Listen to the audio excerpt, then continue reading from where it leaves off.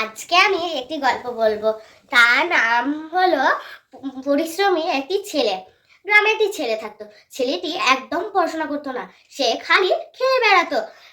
তাকে দেখে অন্যরা আর অন্যের মা বাবারা বলতো যে পরিশ্রম করো, সফল পাবে তুমি। কিন্তু তার মনে কখন বা সফলতা জেগেছে তাকে বা জানে। সে তো সারা দিন খেতো। একদিন একটা বুড়ো একটা সাধু বাবা এলেন। সাধু বাবাটা বললেন যে দেখো, আমি এই বীজটা দিচ্ছি। এই বীজটা যদি তোমাদের মধ্যে কেউ নিতে চায় তাহলে অনেক ভালো হবে তোমাদের। কিন্তু এই বীজটা খুবই ভালো মতো তোমাদেরকে দেখতে হবে। এই বীজে যদি তোমাদের একটুকু ক্ষতি হয় এই বীজে, তাহলে কিন্তু তোমাদের সফলতা একদম কমে যাবে। এই বীজকে প্রতিদিনই অনেকগুলো বালতি করে জল দিতে হবে। আর তোমাদেরকে এই গাছের পিছনে যদি তোমরা অনেক দিন বা 1 সাল 10 বছর পর্যন্ত পরিশ্রম করো, তবে সোনার মতো তোমরা সফলতা পাবে। সোনার ফল ধরবে, ওতে বিভিন্ন আপেল, কলা, লেবু, অনেক ধরনের ফল ফুটবে। কিন্তু সোনার কিন্তু কবে ফলবে বা কত বছর পর ফলবে তা কিন্তু থাকবে না। যদি তোমাদের এটা একটুকু ক্ষতি হয়, তাহলে কিন্তু তোমাদেরই উল্টো ওই ক্ষতিটা তোমাদের কিন্তু প্রভাবে পড়তে পারে। তোমাদের না হলে বাড়িও পুড়ে যেতে পারে এটার প্রভাবে, যদি একটুকু ক্ষতি হয়।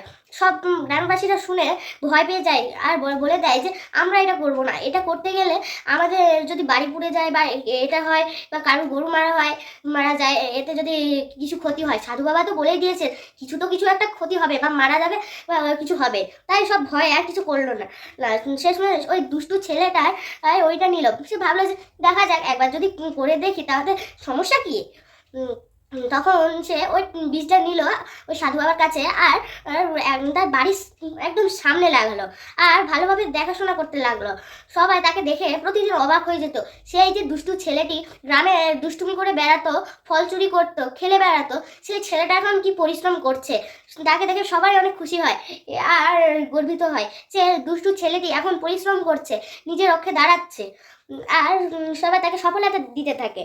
আর সে সফলতা মানুষের কাছে শুনে অনেক খুশি হয়ে যায়। আর অনেক দিন টানা 2-3 মাস পর্যন্ত কাজ করে। আর তাতে বীজটা বেশ বড় হচ্ছিল না, গাছের চারাটি। তো সে ক্লান্ত হয়ে সে একদিন বাড়িতে ফিরে গেল।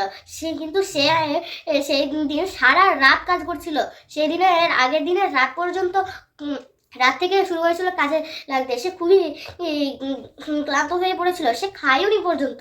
সে গাছকে বেড়ে তোলার জন্য কত কি করে গিয়েছিল। আর শেষ পর্যন্ত সে রাত্রে ঘুমালো। ঘুম থেকে সকালে উঠে দেখছে যে তার গাছটা এই অনেক বড় গাছের চেয়েও অনেক বড় হয়ে গিয়েছে আর অনেকগুলো সোনা সোনা ফল ধরেছে। আর সে খুবই খুশি হয়ে যায় আর সেই ফলগুলো বিক্রি করে দেয়। আর তার কাছে অনেক টাকা হয়ে যায়। আর সে বুঝতে পারে যে পরিশ্রম না করলে যা ফল হয়, পরিশ্রম করলেই এই ফল হয়।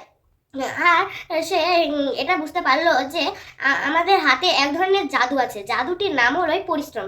মানে পরিশ্রমের দ্বারাই সফলতা পাওয়া যায়।